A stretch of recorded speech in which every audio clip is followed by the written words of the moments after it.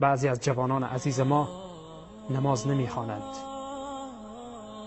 نماز نمیخوانند. پیامبر صلی الله علیه و سلم ما را به نماز دستور دادند.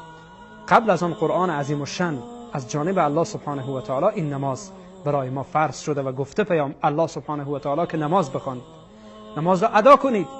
اما جوان عزیز ما، برادر مسلمان ما، خواهر مسلمان ما وقت نماز میخوابد، وقت نماز فوتبال میبیند، وقت نماز موسیقی گوش میکند، وقت نماز حرفهای لایعنی میشنود و میگوید، حرفهای بیمورد میگوید، حرفهای پوچ میگوید و میشنود. وقت نماز توجهش ماشاءالله به موبایل و فیسبوک هست. وقت نماز مواظب است که امروز در فیسبوک چی میگذرد، چی مطلبی پخش کند، کدام عکسی را از جای بگیرد در آنجا پخش کند، کدام صفحه را لایک کند. عجیب است. وقت نماز است. یا این که بعضی ها به جماعت بی توجهی می کنند. پیامبر اکرم صلی الله علیه و سلم میفرمایند که نماز جماعت فضیلت و برتریش بر نماز تنهایی بر 27 درجه هست.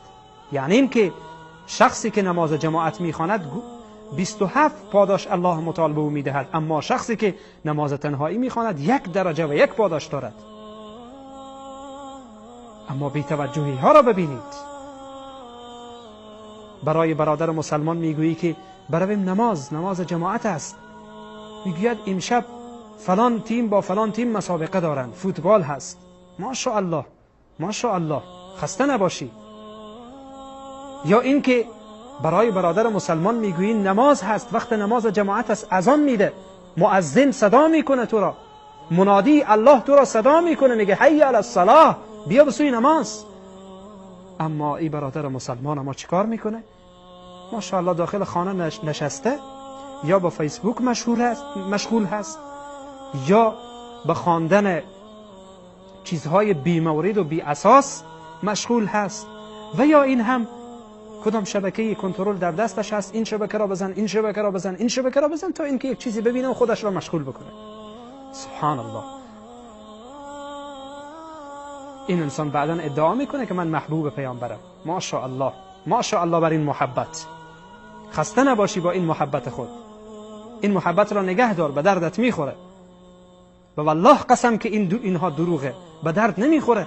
مؤذن اذان میده، مؤذن اذان میده، منادی الله تو را صدا میکنه، داخل خانه نشسته به نماز جماعت نمیری. آن وقت ادعا میکنی که محبوب پیامبر هستی، آن وقت ادعا میکنی محب الله و پیامبر هستی. و ماشاءالله بر بعضی از این انسان ها که وقتی ادعا میرسند به پای ادعا، چنان ادعاهای بلند و بالا، چنان ادعاهای بلند و بالا، میگه به محض ای که گفتم یا الله فلان چیز را بدی، باید از آسمان بیفته پایین. به محض ای که گفتم یا الله فلان کار را بکن، اون کار باید انجام بشه. یک بار به خودت مراجعه بکن. یک بار به خودت مراجعه بکن. تو چی کار کردی؟ چی کار هستی؟ چی کار میکنی؟ چی کار انجام میدی؟ حداقل خودت را وزن بزن، ببین در این حد هستی که همچون ادعایی داری. بعد از آن این ادعاها و این حرفها و این خواسته ها و این موارد باز بماند برای بعد. یا بعضی از خواهران عزیز را میبینیم که متاسفانه در مسائل نماز خواندن عده‌ای از خواهران ما هم بی‌توجهی میکنند. حتی میبینیم که یک خواهر مسلمان به خاطری که آرایش و زینتی که کرده پاک نشه، نماز نمیخوانه، وضو نمیگیره، یا موادی را استفاده میکنه که وضو و غسلش درست نمیشه، نماز نمیخوانه. چرا نماز نمیخوانی؟ به خاطر این که من این مواد را استفاده کردم. روی دستش، روی ناخونش مواد زده که آب به زیر این نمیره. خودش هم میدانه، حکمش را میدانه، ولی عمل نمیکنه. حکمش را میدانه، میگه من اگر وضو بگیرم وضوی من درست نمیشه، اما برایش زحمت نمیده که این مواد را از روی ناخونش پاک بکنه. سبحان الله. یعنی این ایمانی که انسان را باعث بر این نشه که انسان از گناه دست بکشه، باعث بر این نشه که انسان نهی خدا را ترک بکنه، این ایمان در واقع نمیتونه ایمان درسته باشه. ایمان آن است که به محض این که مؤذن از آن گفت مسلمان تاب و قرار نداشته باشه تا زمانی که نماز رو بخونه، تا زمانی که نماز جماعت رو برادر مسلمان ما بخونه. و خواهر مسلمان با ما محض این که دانست که وقت نماز داخل شده، تا زمانی که نماز را نمیخواند تاب و قرار نداشته باشد، آن وقت این انسان در واقع، این شخص، این برادر و خواهر پی ببرد که ایمان این انسان قوی هست. این ایمان هست که باعث بر این میشه که او را قرار نمیگذاره. و الا اگر ایمان ضعیف باشه، خلاص وقت نماز صبح هست، شب را خیلی بیدار ماندم، خیر است، باز قضایی میخوانم، چی مشکلی داره؟ ولی اگر کار دنیا باشه این حرفا نیست، باور کنید. اگر کار دنیا باشه برایش بگی که این مال را این مال حالا قیمتش هست مثلا 1 ریال، مثلا 1000 بگیریم، 1000 هست، این مال را 1000 برای تو میدم، فایدهش هست 10,000. این انسان دیگه نمیگه که نه حالا نمیخوام، حالا کار دارم، باشه باز بعداً میگیرم. نه، همین لحظه جا در جا گرفته پول رو تحویل میده، 10,000 فایده دارم من در اینجا. اما در مسائل دینی خیر است، حالا وقت فراوان هست، میشود بعداً نماز بخوانم، چی مشکلی داره؟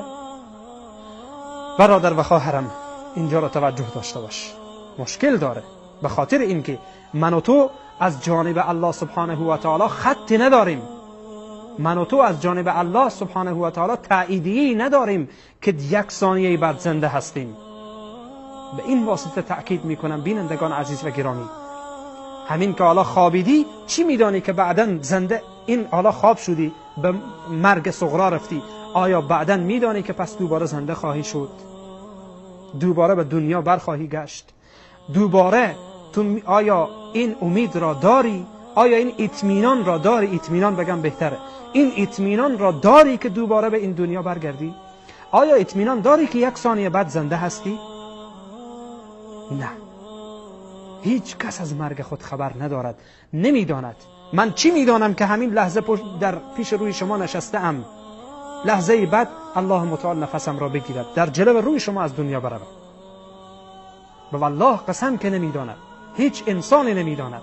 خودتان هم میدانید، خودتان را هم میدانید که اطمینان ندارید.